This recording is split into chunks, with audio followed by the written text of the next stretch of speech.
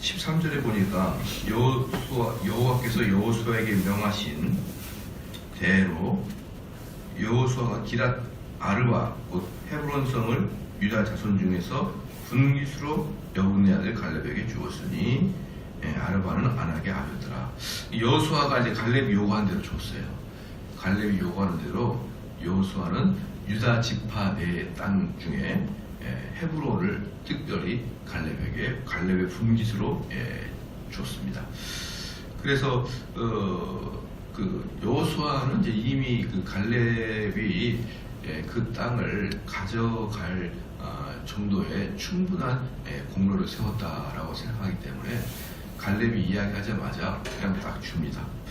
14절에도 보면은 갈렙이 거기서 아낙의 소생 곧 그 세 아들 세세와 아히만과 달메를 쫓았다.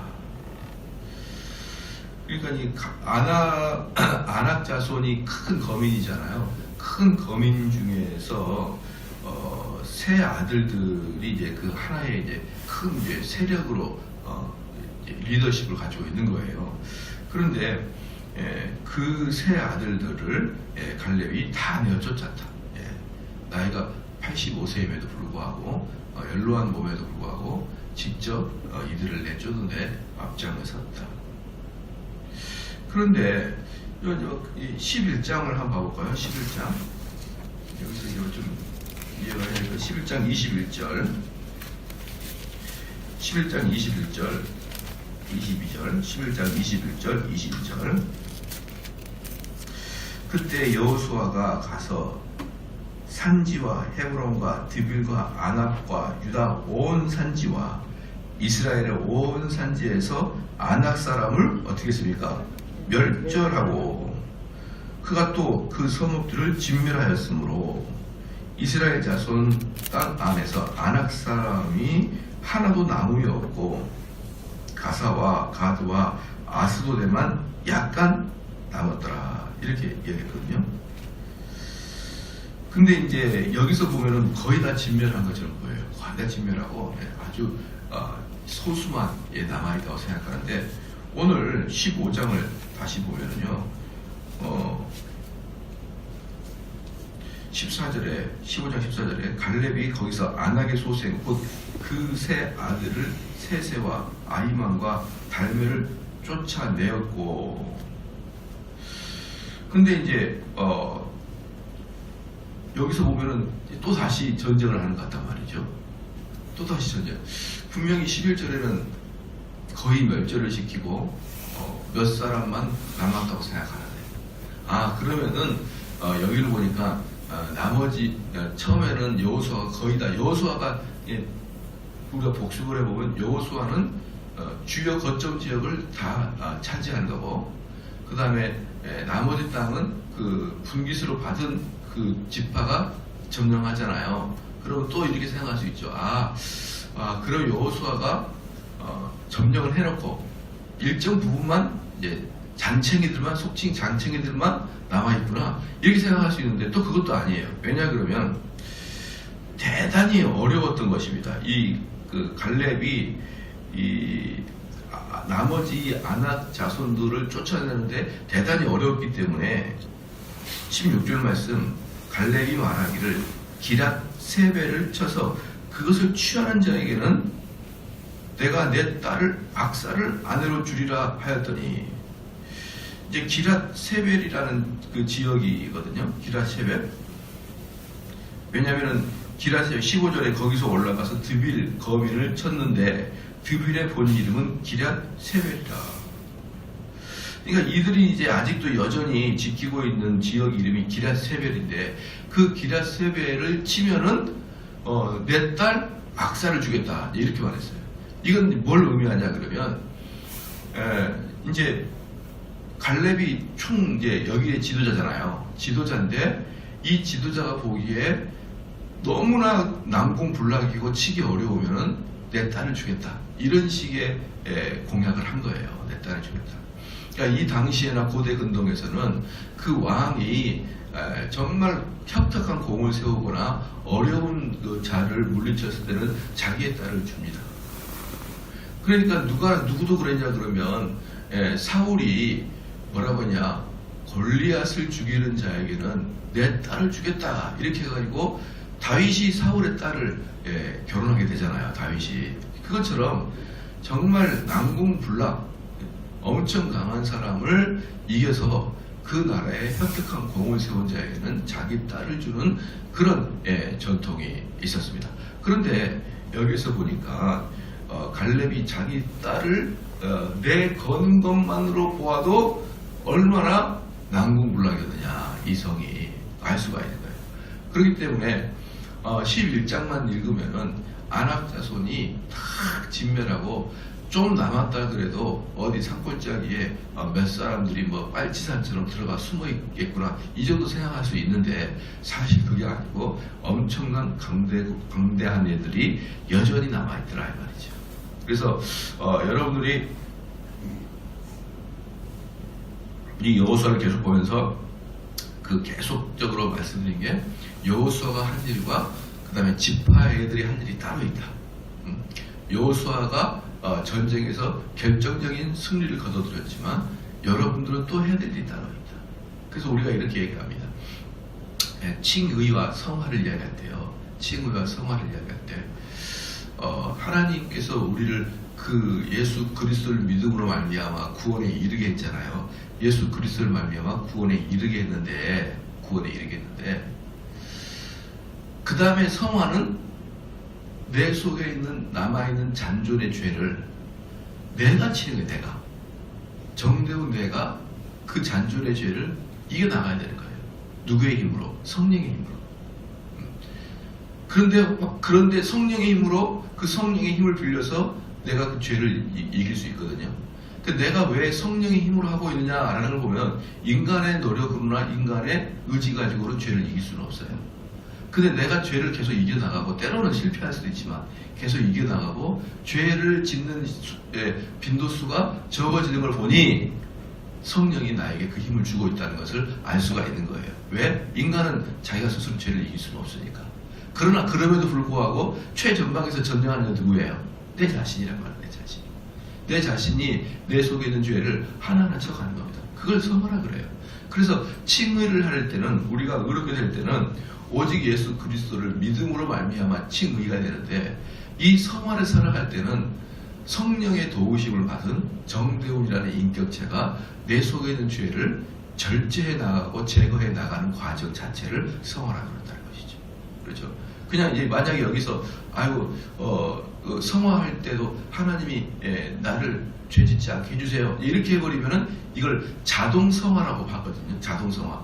그러니까 칭의를 받으면 자연스럽게 성화는 된다. 이걸 자동 성화라 그러는데 사실 하나님의 입장에서 보면 그럴 수 있죠. 그러나 내 입장에서 보면은 피 흘리게까지 죄랑 싸우고 있어야 된단 말이에요. 피 흘리게까지 죄랑 싸워야 된다. 여러분들이 이걸 잘 아셔가지고 만약에 이 부분을 여러분이 놓친다 그러면 뭐로 빠지게 되냐 그러면 반율법주의. 그러니까 이제 우리는 뭡니까 구원 받았으니 율법 따윈 필요 없다 이렇게 외치는 반율법주의가 되거든요. 이게 누가 주로 외쳤냐 그러면은 루터파가 사실은 이렇게 반율법주의로 빠질 수밖에 없었어요.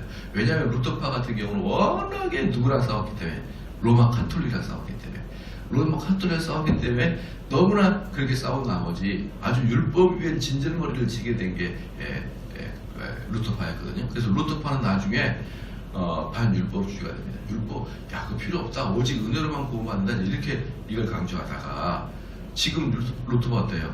지금 루터파는 완전히 자유주의입니다. 그러니까 이 루터파에게는 한계가 있는 거예요. 한계가. 그래서 우리는 이 부분에 대해서 우리는 끝이니 여러분의 긴장 상태를 늦추지 마라. 죽을 때까지 우리는 언제까지? 죽을 때까지 싸워야 됩니다. 싸워야 돼요. 그래서 이스라엘 사람들이 샬롬을 경험할 때는 언제냐 그러면 샬롬을 경험할 때는 전쟁 이후에 오는 평화를 샬롬이라고 그래요. 그러니까 아무것도 안 하고 내 마음이 평화 이렇게 평화가 있는 게 아니에요. 그런 평화는 여러분 잘못된 평화입니다. 진짜 평화는 전쟁에서 적을 이긴 이후에 전쟁에서 적을 이긴 이후에 적군이 나를 침범하지 않은 상태, 이게 평화거든요. 이게 샬롬의 단계예요.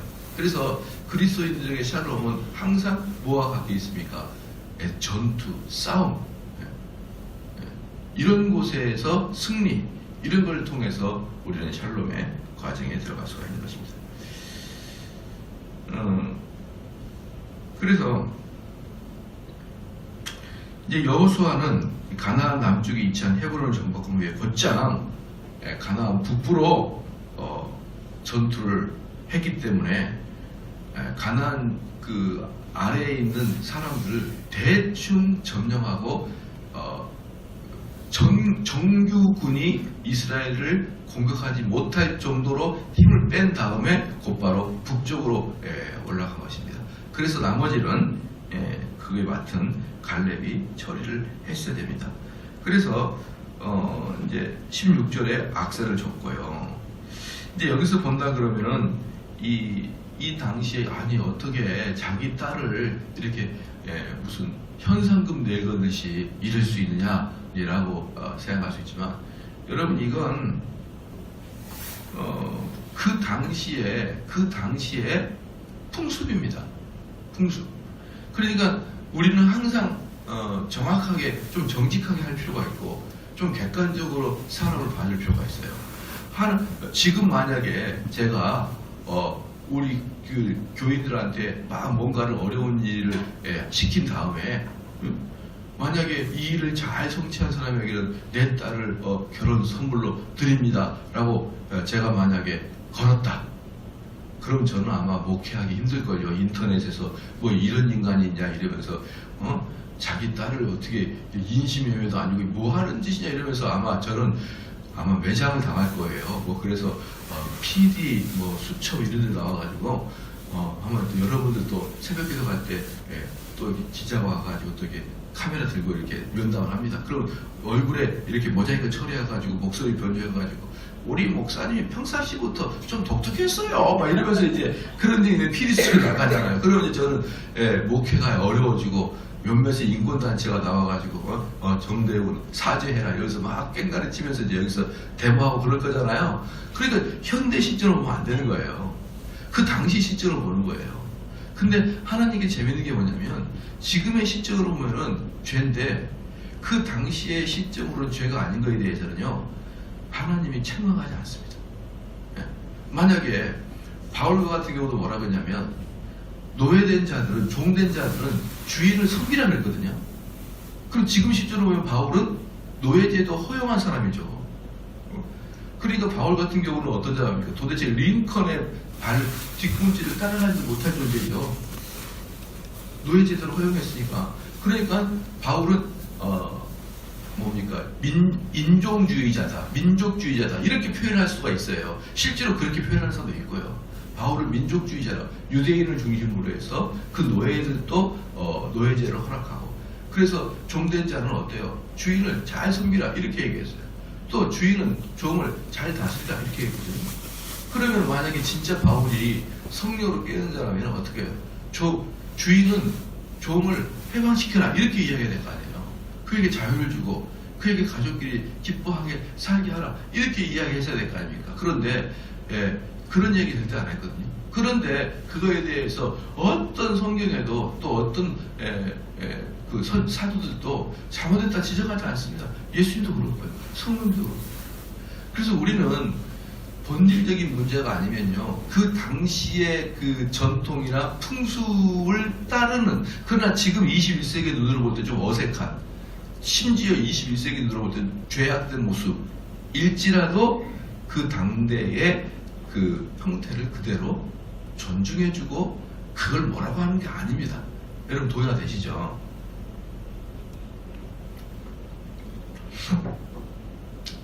지난번에도 말씀을 드렸지만 이번 주에 우리의 그냥 또 한 번의 창피를 준 게 뭐냐면 사랑의 교회가 또 대법원이 해가지고 고등법원이 파기환송시켜서 고등법원이 사랑의 교회 담임목사 자격이 없다 이렇게 했거든요. 세상 천지에 얼마나 부끄러운 일인지 다 좋아요. 저도 오정현 목사님을 싫어하고 그분의 신학에 대해서는 1%도 동의도 안 합니다. 1%도 동의도 안 해요. 근데 언제부터 한 교회 담임 목사를 대법원이 결정했습니까? 이게 뭔 일입니까 이게? 참 이런 걸 보면서 씁쓸하긴 한데 오정현 목사 상당히 억울함이 많습니다. 오정현 목사님이 남아공이 개혁신학으로 좀 유명하거든요. 왜냐하면은 남아공에 영국 사람들이 많이 살아요. 그래서 거기에서도 남아공에는 개혁신학의 공부를 많이 하는데 주로 이제 미국에서 미국 웨스트민스터 신학교나 리포먼드 신학교나 이런 나온 사람들은 돈 많은 사람들, 또 영국에서 나와서 돈 많은 사람들, 남아공에서 신학대하고 나온 사람들은 돈 없는 사람들 이렇게 돼요. 그 여러분들 이제 가끔 개혁주의 신학 목사님 중에 교수님 중에 남아공 출신이다 그러면 돈 아끼려고 거기 갔구나 이렇게 보면 되는 거예요. 영국서 학위 받았다고 집안이 부자였구나 이렇게 보면 되는 거예요. 영국이 제일 비쌉니다. 그러니까 돈 없는 사람들이 영국이나 미국식 교육을 받고 싶은 사람들이 남아공을 가요. 남아공 공짜니까. 그런데 근데 제가 남아공을 왜 얘기했죠? 갑자기. 예? 오정현 목사. 다시. 교회가 창피를 당했다. 네, 교회가 창피를 당했죠. 교회가 창피를 당했어요. 그래서 그렇게 교회가 창피를 당했을 때 이 오정현 목사가 남아공에서 박사학위를 받았단 말이에요. 박사학위를. 근데 그 오정현 목사님이 그 박사학위를 받을 때는 그 박사학위를 받아서 신학대학원 교수로 가려고 박사학위를 받은 게 아니고 지금 제가 박사학위를 공부하고 있듯이 그런 취지로 박사학위를 받은 거예요. 예를 들어서 제 마음속에 두 가지 때문에 박사학위를 받습니다. 제가 열심히 공부하니까 이 열심히 공부하는 것을 객관적인 학위로 바꿔놓자. 첫 번째 이유. 두 번째는 내가 어디 가서 강의하더라도 당신은 박사가 아닌데 우리한테 강의할 자격이 됩니까? 라고 많은 목사들이 마음에 불편함을 느낀단 말이에요. 불편함을. 그렇죠. 저도 그것을 탓하지 않습니다. 왜냐하면 저도 누군가 세미나가 온다 강의를 듣자라고 하면 제일 먼저 프로필부터 와요. 아니 그런데 박사학위가 없는 사람한테 뭐하러 제가 같은 학위를 가지고 수업을 들으러 갑니까? 저부터 안 가요. 이미 검증된 사람이 아니면은 저부터 잘 안 갑니다. 그렇기 때문에 강의하는 사람들은 박사학위를 받는 게 예의예요. 예의. 그러니까 저 같은 경우는 두 가지예요. 내가 하고 있는 공부를 객관화시키는 거하고 두 번째 강의할 때 듣는 사람들로 하여금 불편함을 느끼지 않게 하려고 하는 두 가지입니다. 뭡니까? 필수적인 학위가 아니란 말이에요. 저에게 필수적인 것은 삼성제일교회 담임 목사가 필수적인 것이지 그 박사학위는 저에게 그다지 필수적인 게 아니라 이 말입니다. 그런데 제가 만약에 이 담임 목사가 아니거나 그래서 담임 목사로 들어가고 싶어요. 그러기 위해서 박사학위를 받거나 그렇죠. 또는 신학교 교수로 가기 위해서 박사학위를 받는 것은 그 박사학위는 필수적인 것입니다. 그러니까 이 박사학위를 받는 것이 필수적이냐 필수적이지 않느냐 이것은 이 박사학위라는 학위로 결정적인 내 직업을 선택하느냐 아니면 이미 내 직업이 있는 상태에서 보너스로 공부하느냐 이거에 따라 달라지는 거예요. 근데 오정현 목사나 저는 필수적인 게 아니라 보너스예요. 그럼 어떻게 됩니까? 이게 취미생활 또는 나를 한 단계 더 업그레이드 시키는 이런 열심을 위함에 불과해요.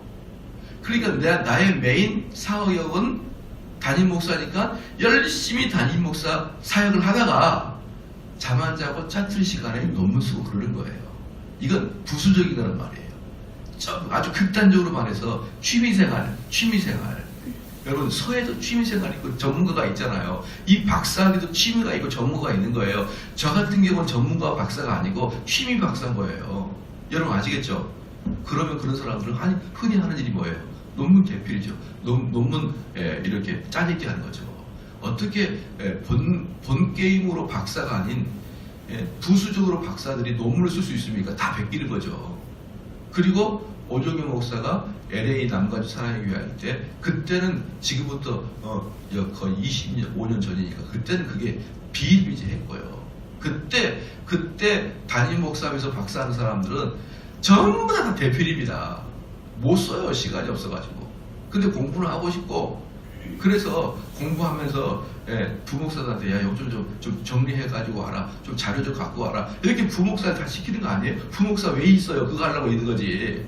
그렇잖아요. 그거 갖고 오면은 자기가 보고 요걸 좀 넣고 빼고 좀 네가 뭐든 쳐라. 이렇게 하는 게 그냥 그 당시에 일반적인 습관입니다. 습관. 그렇죠?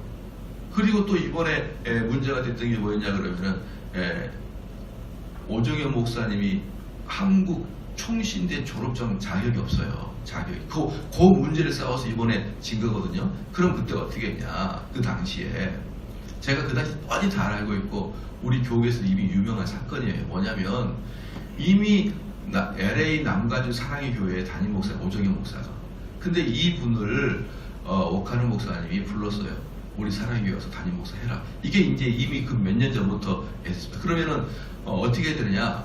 너가 우리 나라에 와가지고 사랑의 교회 담임 목사가 되려면은 필히 총신대 졸업증이 있어야 된다. 그런데 너가 지금 남가주 사랑의 교회 담임 목사니까 1년 동안 와가지고 수업을 들을 수 없으니 합동 측에서 제일 큰 교회 사랑의 교회 담임 목사가 될 건데 그렇다고 1년 동안을 미국 교회에서 비울 수 없으니 편의적으로 봐주는데 뭐냐면 팩스로 시험 보고 팩스로 레포트 내라. 그때 당시 비일비재 했었습니다. 이런 게 비일비재 했었어요. 그때 당시에 다 그랬죠. 어떻게 미국에 있는 사람이 여기 그 미국에서 정당한 신학교를 나온 사람인데 굳이 여기 왜냐면은 이것도 총신대학교 편목이라 그러거든요. 다른 신학교를 나와서 합동측에 들어가려고 그러면 총신대 편목으로 들어와서 1년 동안 이수하고 나면은 총신대 졸업한 것으로 쳐줘요. 쳐준단 말이에요. 그런데 이것도 필수다, 부수다, 필수예요. 부수적인 거예요. 왜냐 그러면 우리 헌법에 합동측에 들어오려고 그러면 총신대 편목을 해야 된다는 이수 과정이 있는 것이지. 그래서 우리 그 교단에서 이 과정을 이수해야만 되는 것이지 그 과정을 통해서 오정현 목사가 뭔가를 새로 배우는 그런 게 아니에요. 만약에 제가 신학대학으로 새로 들어간다 그러면 3년 동안 뭔가 새로 배워요. 제가 이거 필수란 말이야. 필수. 근데 편목은 뭐냐면 이미 똑같은 신학을 다 배웠는데 법적인 요건상 여기 졸업증이 필요하니까 형식적으로 이 과정을 거치는 거예요. 왜? 이미 다른 학교에서 3년도 다 배웠으니까. 다 배운 거 똑같이 해요. 그러면 교단도 알고 학교도 아니까 그런 사람은 어때요? 쉬엄쉬엄 예비군 훈련 받듯이 그렇게 통과만 하면 되는 거예요. 저는 오정현 목사님이 하나도 안 예쁘거든요. 오정현 목사의 신학은 정말 이건 발가락 같은 신학이에요. 저는 오정현 목사를 비판하려면 신학을 비판해야지. 왜 그 당시에 너무나 일상적인 일을 그걸 가지고 이 야단을 치냐는 거예요. 여러분 어떻게 생각합니까? 제 이야기를 들으니까 다 그럴 것 같죠? 응? 누구라도 다 그렇습니다. 그래서요 그 당시의 일을 끝내야 되는데 그 당시의 일을 2018년도의 기준으로 보니까 다 죄죠. 근데 그 당시는 그게 상식이었고 그 당시는 일반적이었습니다. 그런 걸로 담임 목사직을 대법원에서 금지시키는 것은요, 이건 말할 수 없는 이건 악재야. 독재. 판사의 독재. 저는 이런 걸 보면서 참 한국 사회가 무정하다. 얼마든지 다 이해할 수 있는데 얼마든지 다 그래가지고 그냥 해가지고 지금 여러분 그 사랑의 교회가 그 보도블록 아래로 이렇게 교회를 넓혀놨어요.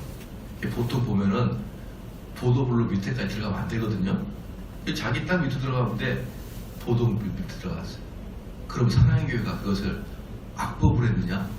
다 서초구청 서울시 허락받고 했어요. 서초구청과 서울시의 허락을 받고 팠단 말이에요. 그 허락 안 해주면 절대 못 파요.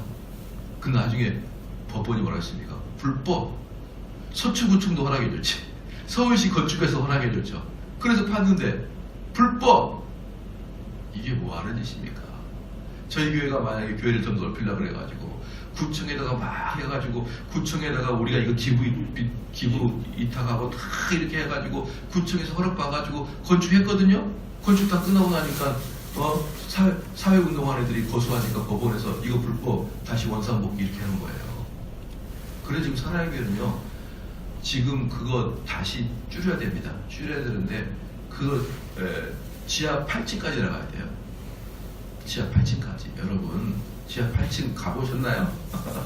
지하 8층에 내려가가지고 그거 반 교회 무너뜨리고 20m를 더 안쪽으로 들어와서 세워야 되는데 그 공사 가격만 1,500억입니다. 그래서 공사를 못해요. 그래서 한 달에 수천만 원씩을 벌금을 냅니다. 이게 뭡니까? 이게 사람들은 못 모르고 사랑의 교회를 욕할 수 있죠. 저도 사랑의 교회가 그렇게 되는 것은 사표규죠. 하나님 말씀을 올바로 선포하지 않는 그 결과라고 생각을 해요. 그러나 진짜 억울한 일을 당한 거예요. 진짜 억울한 거예요. 이 나라가 이렇게 되면 안 됩니다. 이것은 정말 선량한 양심을 다 짓밟아놓은 거예요. 사랑의 교회는 분명히 구청과 시청의 허락을 받았고 그렇게 했고, 그러면 구청과 시청에는 그 허락해준 공무원들은 뭐냐? 허락해준 공무원들에게는 견신 또는 약간의 징계만 있을 뿐이고, 사랑의 교회는 1,500, 그것도 작게 많이 잡았죠. 아니 작게 잡아 1,500이에요. 실제 여러분 다 아시다시피 공사 들어가 보세요. 항상 플러스 알파가 생기게 되어 있는 거예요. 사랑의 교회는요 주님 오실 때까지 해결 못할 문제로 빠져버렸습니다. 이게 큰일 났어요. 그래서 저거 분명히 그런 원상복귀, 아예 교회를 무너뜨려 버리면 잠잠해집니다. 아예 교회를 다시 무너뜨려서 다시 재건축을 해야만 해결될 문제로 들어가 버리고 말 것입니다. 여러분 이렇게 보면은 어때요? 세상이 너무나 잔인하죠? 편의를 봐줄 수 없고 그렇지도 않아요. 그런데 지금 제가 봤을 때는 어때요? 이 악사를 내 딸을 주겠다 이렇게 말하는 것은 하나님이 단 한 번도 그 사람을 책망하지 않습니다. 그런데 이걸 누가 아내를 취했냐면 갈렙의 아우요 그나스의 아들인 갈렙의 동생 그나스의 아들인 온니엘. 여기서 보면은 좀 왠지 갈렙의 동생 같아. 갈렙의 동생이니까 다른 말로 말하면 악사의 작은아버지나 삼촌 같죠. 근데 이게 정확한 의미로 뭐냐면요, 운니엘은 갈렙의 아우 그나스의 아들 운니엘이에요. 그러니까 갈렙의 동생의 이름이 그나스고 그 그나스의 아들이 운니엘입니다. 그래서 운니엘은 갈렙의 조카입니다. 조카. 갈렙의 조카가 운니엘인데 이 운니엘이 악사의 남편이 됩니다. 갈렙의 조카가 그 성을 차지해가지고 그 아낙자소로 무치를 혁혁한 공을 세워서 악사의 남편이 되면서 또 이 운니엘이 누구냐 그러면은 이스라엘 최초의 사사입니다. 이스라엘 최초의 사사. 용감하게 적을 무찔렀던 사사가 됩니다. 사사가. 그래서 이 번역은 그래서 여러분들이 갈렙의 아우요 그나스의 아들인, 그러니까 갈렙의 아우 점 찍고 그나스의 아들 이렇게 나와요. 이게 사사기서 한번 봐볼까요? 사사기서 3장. 사사기 3장.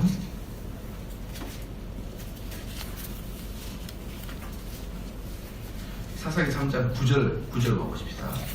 한번 같이 한번 읽겠습니다. 시작.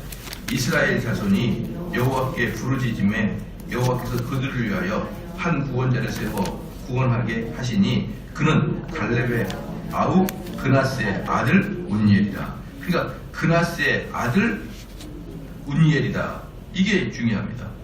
그래서 여기에서도 이제 정확하게 해석이 됐고, 그래서 이 갈렙의 조카 운니엘은 갈렙의 딸 악사랑 결혼하면서 최초의 이스라엘을 구원시키는, 사사시대 구원시키는 여호수아가 죽은 이후에, 여호수아가 죽은 이후부터는 특별한 리더십이 없어요. 이제 모세 여호수아는 민족의 인도자였지만 이 여호수아가 죽은 이후부터는 특별한 인도자가 없이 외부 세력들이 침입할 때마다 이스라엘 백성들이 하나님께 탄원하고 하나님께 기도하면은 그때그때 구세주, 구원자가 나타나는데 첫 번째로 나타나는 게 운니엘이었다.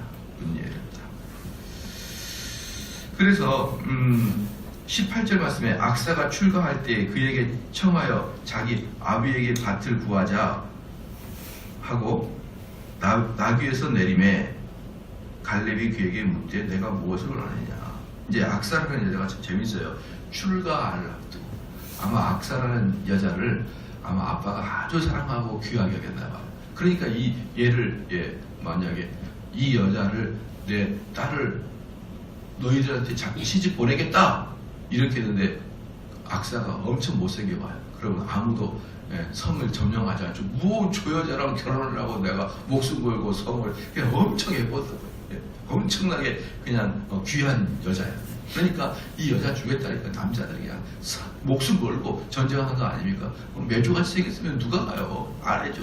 안 해. 그러다가 죽으면 나만 손해지. 그러잖아요. 그런데 이 악사가 너무 예쁘고 갈렙이 보기 너무 귀한 거예요. 그런데 이 여인이 18절 말씀에 악사가 출가할 때 그에게 청하여 자기 아비에게 밭을 구하자 하고 나귀에서 내림에, 그러니까 이 악사의 얼굴이 어두운 거예요. 그래서 나귀에서 탁 내리는 거 보고 벌써 갈렙은 그 딸을 잘 알고 있기 때문에 내 사랑하는 딸아, 너 나한테 뭐 요구할 게 있냐? 요구할 게 있냐? 이렇게 딱 물은 거예요. 그러니까 어떤 표정을 진 거죠. 이 여인이. 갈렙이 그에게 묻되 네가 무엇을 원하느냐? 이렇게 물으니까 가로되 내게 복을 주소서. 아버지께서 나를 남방 땅으로 보내시오니 샘물도 내게 주소서 하며 갈렙이 윗셈과 아랫셈을 그에게 주었더라. 그러니까 이 여인이 유대 땅 남방, 유대 땅 중에 남방, 유대 땅에서 경계선이 뭐냐 그러면은 저번에 어제 봤지만 신광야예요. 신광야. 영어로 ZIN, 신광야가 유대 남방이거든요. 그러면 이 악사가 가는 곳이 어디냐면 유대 남방이니 거기는 어떤 곳입니까? 광야 사막이죠. 그러니 내가 거기서 어떻게 삽니까? 나에게 우물을 주소서. 이렇게 얘기해요. 우물을 주소서라고 이야기하니까 남방 땅으로 보내시오니 샘물도 내게 주소서 하며 갈렙이 윗셈과 아랫셈을 그에게 주었더라. 그러니까 갈렙이 우물 2개를 악사에게 줬습니다. 악사에게. 여러분 혹시 그거 아십니까? 야곱은 우물 파기 전문가예요. 아시죠? 우물 파기 전문가인데 우물을 파놓으면 주변에 있는 사람들이 야곱에게 우물을 뺏으러와요. 그럼 야곱은 그 우물을 줘버리고 피합니다. 여러분 그 사건 아시죠? 이게 뭘 의미하냐면 우물은 그들에게 생명권이고 우물이 있는 것은 그들에게 권력이 있다는 뜻이에요. 나는 우물이 있어. 말 안 들어? 물 안 줄 거야. 그래서 우물은요 완전히 지구로 말하면 엄청난 것을 가지고 있는 거예요. 엄청난 것을. 끝없이 샘솟는 물이 있는 것이에요. 그 사막의 땅에. 그렇기 때문에 우물을 갖고 있다는 것은 돈과 명예와 권세를 다 가지고 있는 겁니다. 그런데 그걸 2개를, 그것도 윗셈 아랫셈. 윗셈은 뭐냐 그러면은 산 중통에 있는 셈, 아랫셈은 땅에 있는 물이에요. 그러니까 어떻습니까? 얼마나 넓은 땅을 줬냐 이 말이에요. 그 이스라엘 가면 평지잖아요 거의 대부분. 근데 이 산등성 위에 있는 우물도 있고 아래도 있는 우물도 있다. 땅도 넓고 그 토지는 비옥할 것이고. 왜? 물이 위에 있고 아래에 있으면 어때요? 그 지하수가 어때요? 흐르고 있다는 뜻 아니에요. 흐르고 있다는 뜻. 우물은 딱 거기만 우물이 있는 게 아니라 밑에 물이 흐르다가 낮은 물로 위로 솟아나는 게 우물이잖아요. 아니면 파든지. 그러니까 밑에 물이 흐르고 있는 거예요. 지하수가. 근데 윗셈 아랫셈 2개를 딱 줄 정도로 이 갈렙은 악사를 사랑했습니다. 악사를 사랑했고, 그리고 또 하나 갈렙은 대단히 권세자였고 부자였다. 자기 딸에게 이걸 주고, 그리고 이 딸은 또 내가 가만히 보니까 예쁜 만큼 아주 깜찍해요. 시집 갈 거, 이미 출가할 거, 이제 아버지 품을 떠나는데 마지막에 뭐라도 한몫 단단히 잡고 가야 될 거 아니에요. 그러니까 인상을 확 쓰면서 딸아 무슨 일 있니? 우물 주세요. 왜 이렇게 해가지고 이제 가져간 거. 왜냐 그러면 딸은 시집 가기 전에는 아버지의 소유물입니다. 아버지가 그래서 여러분 지금도 아랍계들 보면요, 딸들이 말 안 되면 아버지가 죽여요. 왜냐? 아버지의 소유물은 딸은요. 아마 지금도 아랍계는 그렇게 생각하나 봐요. 그럼 당연히 이때도 딸은 시집 가기 전에 아버지 소유물이에요. 그럼 시집 가면은 어떻습니까? 그때부터 남편 소유물이에요. 그러니까 시집 가는 순간 이 아버지와 딸은 관계가 끊어집니다. 그러니까 시집 가기 전에 한몫을 챙겨가야 되는 거죠. 그래서 아버지로부터 딸이 돈을 받아가면은, 결혼 지참금을 가져가게 되면은 그 결혼 지참금에 대해서는 남편이 권력을 행사하지 못합니다. 그 철저히 아내 몫이에요. 그 아내가 늙어 죽을 때까지 자기 것이고 남편이 거기서 절대로 권세를 행할 수가 없다. 그렇기 때문에 지금 갈렙이 악사에게 주는 그 결혼 지참금은요, 엄청나게 큰 은혜며 혜택인 것이죠. 보편적으로 이제 이 당시에 딸이 시집을 가게 되면은 결혼 지참금을 주는데 보통 이렇게 땅을 좀 주거나 아니면은 여종을 주죠. 여종을 줘서 데려가는데 이 땅을 윗세 아랫세까지 많이 준다. 이 남편. 그리고 또 하나 법칙이 있습니다. 만약에 유대 땅에서 그 자기 딸에게 결혼 지참금으로 그 유대 땅 일부를 줬다. 그러면 우리가 배웠어요. 누구에게만 시집을 가야 된다? 유대 백성에게만 시집을 가야 된다. 만약에 여러분 생각해 보십시오. 우리 아버지가 갈렙인데 유대 땅을 줬어요. 근데 내 남편이 에브라임 지파야. 그럼 그 땅은 누구게 되는 거예요? 결국은 에브라임 쪽으로 가게 되는 거예요. 그러면은 만약에 유대 땅에서 여기는 에브라임 지파 땅, 여기는 단 지파 땅, 이렇게 군데군데 막 점점 찍어지잖아요. 그러니까 딸에게 결혼 지참금으로 땅을 줄 때는 그 남편이 100% 유대 지파여야만 된다. 라는 게 공식이었어요. 그래서 여기서도 보면 뭡니까? 갈렙의 그나스의 아들이잖아요. 그럼 갈렙이 어느 지파를 대표해서 나갔죠? 유다 지파를 대표해서 나갔잖아요. 그러니까 그나스도 유다 지파고 여기에 있는 운니엘도 유다 지파였다. 그래서 성경은요, 하나도 오차가 없는 거예요. 하나도. 만약에 앞에 레위기 민수기에서는 여성이 땅을 집합받을 때 유다 지파에게 가야 된다, 자기 지파에 가야 된다 이렇게 해놓고 나서 여기서는 단지파다, 에브라임 지파다. 그러면은 성경엔 왜곡이 있고 오류가 있지만 성경은요, 퍼즐 맞듯이 딱 들어맞아 있습니다. 들어맞아가지고 왜곡된 게 없어요. 만약에 우리들의 이해가 짧아서 이해를 못할 뿐이지 사실 성경은 하나하나 짝이 다 맞아 있어요. 기도하겠습니다.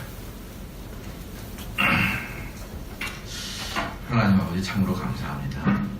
하나님께서